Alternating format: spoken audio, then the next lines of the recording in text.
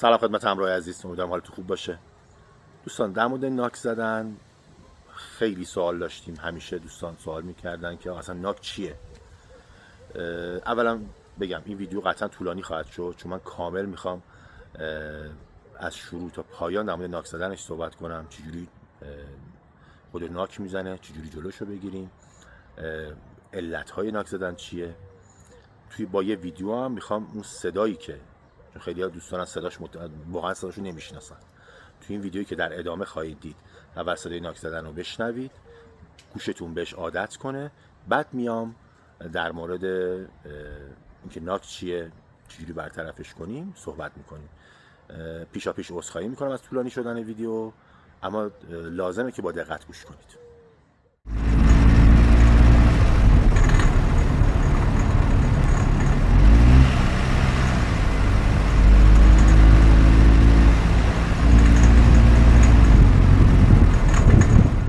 خب امیدوارم ویدیو رو با دقت نگاه کردیم و مخصوصا با دقت گوش کرده باشید.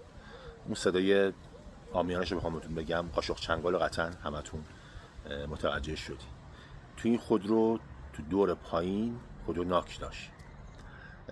حالا ناک زدن تو خود دور پایین خیلی آسیب تو بلند مدت وارد نمیکنه، اما تو دور بالا آسیبش هم شدیدتره هم سریعتر موتور خودرو رو به مشکل میندازه. ناک زدن الزاما مختص خودروی کلوت نیست. دیدین که این خودروی سواری توربو شارژ بود، این صدا رو ضبط کرده بودن. تو تمام خودروی توربو شارژ به وجود میاد. حالا علت این که ناک زدن چرا به وجود اومده، اصلی ترین علتش استفاده از بنزین با عدد اکتان پایینه. مثلا برای خودروی شما تعریف شده که باید از اکتان 93 تا 95 استفاده کنید، اما خب در دسترس ما نیست. بنزین کشورمون هم واقعا بی‌کیفیته. میایم از اکتانایی که فکر می‌کنم عدد اکتانش 83 نهایتاً 85 تو بهترین حالت 87 باشه توی مرکز تهران. برای جبرانش میتونید از اکتان‌های مناسب استفاده کنید. علت بعدی که باعث ناک میشه افزایش بیش از حد دمای موتوره، یا بهتر بگم دمای هوای ورودی به موتوره. اینا باعث ناک میشه. حالا چرا ناک به وجود میاد؟ دلیل به وجود اومدنش چیه؟ وقتی در سیلندر خودروتون احتراق ناقص ایجاد بشه. میدونید دیگه خودرو برای اینکه بخواد یه موتور خودرو 4 زمانه بخواد حرکت داشته باشه، یکی از مراحلش مراحل احتراقه که پیستون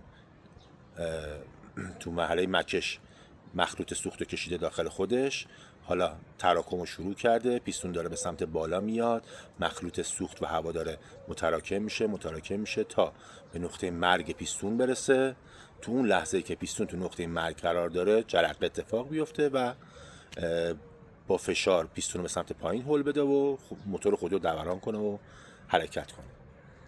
اما استفاده از بنزین بی‌کیفیت یا با عدد اکتان اشتباه یا دمای بیش از حد هوای ورودی به موتور باعث این میشه که قبل از این که پیستون به نقطه مرگ برسه، یعنی پیستون داره به سمت بالا حرکت میکنه، محلول یا مخلوط هوا و سوخت داره متراکم میشه، هنوز پیستون به نقطه مرگ نرسیده، در اثر عدد اکتان پایین یا هوای بسیار داغی که تو اون محفظه قرار داره، قبل از اینکه پیستون به نقطه مرگ برسه، بدون اینکه جرقه‌ای توی سیلندر خودتون اتفاق بیفته، اون محلول یا مخلوط منفجر میشه.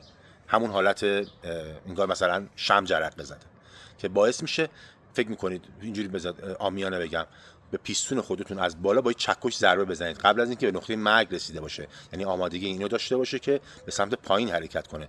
داره میلنگ با تمام توانش پیستون رو به سمت بالا حرکت میده و در بلند مدت شروع میکنه اونقدر این ضربات بیشتر میشه، باعث میشه چی؟ اولین مورد پیستون میشکنه، دومین مورد امکان داره سوپاپ بشکنه، سوپاپ کج کنه.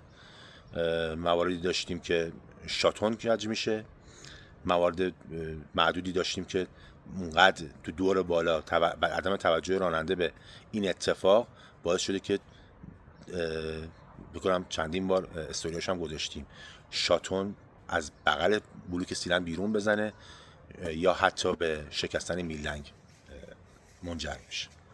پس این قضیه اصلا شوخی بردار نیست. تو هر خودروی توربوشارژ ما حالا داریم نمود کلوت و دایون رو صحبت میکنیم یا حتی خودروی مکسوس.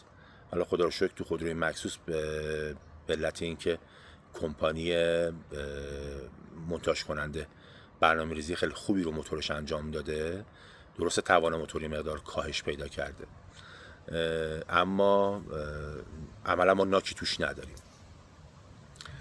توی خودروی کلوت هم به راحتی مشکل قابل حله. عرض کردم اولیش با اوکتان، حالا این خودروی خود منه دیگه. خیلی جالبتون بگم این ماشین خیلی به ندرت اوکتان توش استفاده میشه، مگر اینکه مثلا من تو جنوب کشور باشم که میدونم اون یا توی جاده‌های بین شهری باشم، مخلوط بنزینی که اونا توی مخازنشون دارن آب قاطیش باشه، رطوبت توش باشه و بخوام ناک بشنوم. چرا توی این ماشین ناک نمیشنوم؟ چون بدون هیچ تغییری، حالا خیلی ها میگن که بله با ریمپ این مشکل رو حل کنیم. من مخالف ریمپ نیستم، همیشه هم گفتم ما ریمپ کار درست نداریم. اگر یه ریمپ کاری داشته باشیم بتونه نسبت سوخت به هوا رو EGT رو خدمت شما عرض کنم که و آوانس ریتارد موتور رو جوری تنظیم کنه که با آشغال ترین بنزین هم خود رو بتونه بهینه بشه، من دستش هم میبوسم.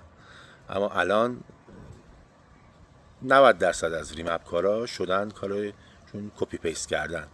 یه نرم افزار دارن، هر خودرویی مراجعه کنه کپی میکنن پیست میکنن روی اون ECU و میگن آقا ریمپ شد. توی یه خودروی جواب میده، همون خانواده رو دارم میگم، ما کلوت خوب بارها ما داریم دیگه. اما ما بدون این که کوچکترین تغییری توی ECU خودتون ایجاد کنیم، بدون هیچ دستکاری نرم افزاری مشکل ناکتون رو حل میکنه.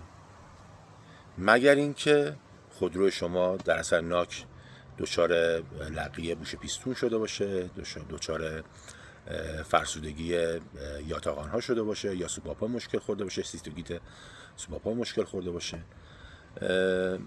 خیلی ویدیو طولانی شد چون لازم بود این توضیحات رو بدم. خیلی سوال میکردن در مورد ناک. اگر خودتون ناک داره لطفاً بهش توجه کنید، چون ناک زدن هزینه های سنگینی رو دستتون میذاره. اگر ناک دارید مراجعه کنید، بررسیش میکنیم و با کمترین هزینه و مناسبترین هزینه مشکلتون رو برطرف میکنیم. بازم اگر سوالی نکته‌ای هست بنده در خدمتتون هستم. موفق و پایدار باشید.